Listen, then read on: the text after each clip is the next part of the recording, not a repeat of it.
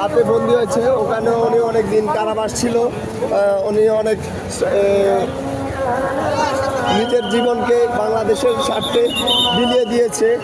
উনি বিভিন্ন শাসনামলে জেলে বন্দী ছিল। ওনাকে ষড়যন্ত্রমূলকভাবে ওনাকে গ্রেপ্তার করা হয়েছে। বিভিন্ন ফাও মামলায় ওনাকে কারাবন্দী করেছিল। উনি অনেক করেছিলেন দেশের জন্য, অনেক উন্নয়ন করেছিলেন, কিন্তু সবচেয়ে আফসোসের বিষয় হচ্ছে ওনাকে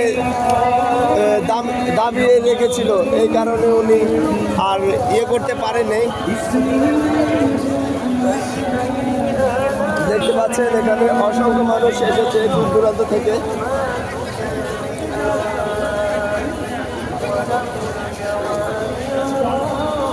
যেন সমুদ্রের জল পুরো ঢাকার প্রায় 6-7 কিলো বা আরও বেশি হতে পারে, 10-12 কিলো হতে পারে, এরকম জায়গা দখল করেছে, জায়গায় অংশগ্রহণ করেছে সবাই।